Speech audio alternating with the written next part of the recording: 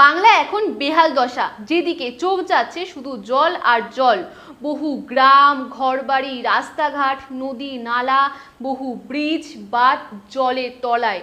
যেদিকে ছিল শস্য শ্যামলা আমার বাংলা, সেখানেই রয়েছে শুধু জল আর জল। বহু মানুষ এই কষ্টকর পরিস্থিতির মধ্যেই জীবনযাপন করতে হচ্ছে তাদের, এবং বহু মানুষের প্রাণও গেছে এই বন্যার জন্য, এবং বহু মানুষ জলবাহিত নানা রোগে অসুস্থ, তারা হয়তো চিকিৎসাও পাচ্ছে না, এবং জল, খাদ্য এছাড়াও চিকিৎসার অভাবে বহু মানুষের প্রাণও যাচ্ছে।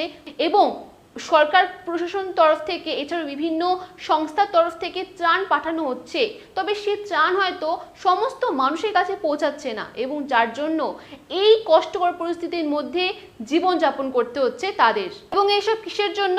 ডিভিসি রাতারাতি বাংলায় বন্যা করিয়েছে। Lakh lakh cusec sorry quintal quintal cusec বাংলায় জল ছেড়েছে ডিভিসি, এবং পশ্চিমবঙ্গ সরকার প্রথম থেকেই ডিভিসিকে দায় করেছে। তাদের বক্তব্য ছিল এটি একটি ম্যানমেড বন্যা। তাদেরকে না জানিয়ে রাতারাতি ডিভিসি বাংলাতে জল ছেড়েছে, বন্যা করেছে। তবে আপনি কি জানেন এই ডিভিসি বাংলার জল ছাড়তে চলেছে, বাংলায় যে এরকম পরিস্থিতি হতে চলেছে, বন্যা হতে চলেছে, সেই বিষয়ে পশ্চিমবঙ্গ সরকার আগে থেকেই জানতো।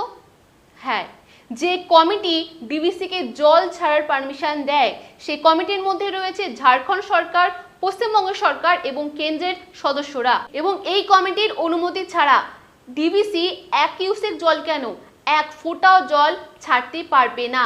এবং ডিভিসি জল ছাড়ার আগেই উত্তরবঙ্গে নবান্নের পক্ষ থেকে একটি মেমো পর্যন্ত পাঠানো হয়।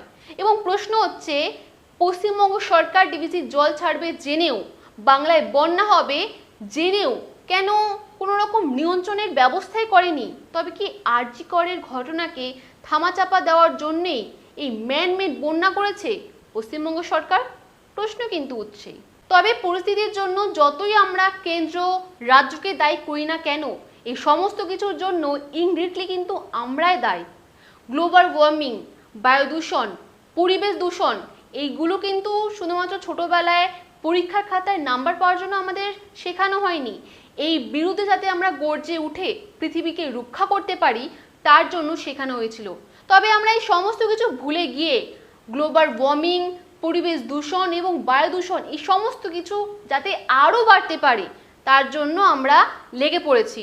এবং রিপোর্ট বলছে যে 2023 সালে যে গরম পড়েছিল তা 1800 এবং 1900 সালের যে গরম পড়েছিল তাকে ছাড়িয়ে গেছে। এছাড়াও আগামী 4 বছর অর্থাৎ 2024 থেকে 2028 সালে যে গরম পড়তে চলেছে তা আরও ভয়ঙ্কর হতে চলেছে। গরম, বৃষ্টি, শীত সমস্ত কিছুই দীর্ঘমেয়াদী হবে এবং তীব্রভাবে পড়বে। এবং ইতিমধ্যেই আবহাওয়াবিদরা জানিয়েছেন যে এই বছর গরম এবং বর্ষার মতনই শীতও একেবারে চরমভাবে পড়বে এবং দীর্ঘমেয়াদী হবে। জানা যাচ্ছে প্রশান্ত মহাসাগরে তৈরি হওয়া এল নিনো এবং লা নিনা একে অপরের বিপরীত, এবং এই প্রভাবেই অত্যাধিক গরম এবং শীত পড়ে। এবং এই বছর লা নিনার প্রভাবে এই বছর শীত দীর্ঘমেয়াদী হবে এবং দীর্ঘভাবে পড়বে। এবং এই বছর যে শীত পড়বে তা আগের বছরে সমস্ত রেকর্ডকে একেবারে ছাড়িয়ে যাবে। এখনো সময় আছে, লেটস সেভ আওয়ার আর্থ। অনেক তো ভয়ের কথা বললাম, এবার একটু সাহসের কথা বলি। না, একটা সাহসের ঘটনা সম্পর্কেই বলি। একদিনের আন্দোলনে সরকারের থেকে কাজ করিয়ে নিয়েছে সাধারণ জনগণ।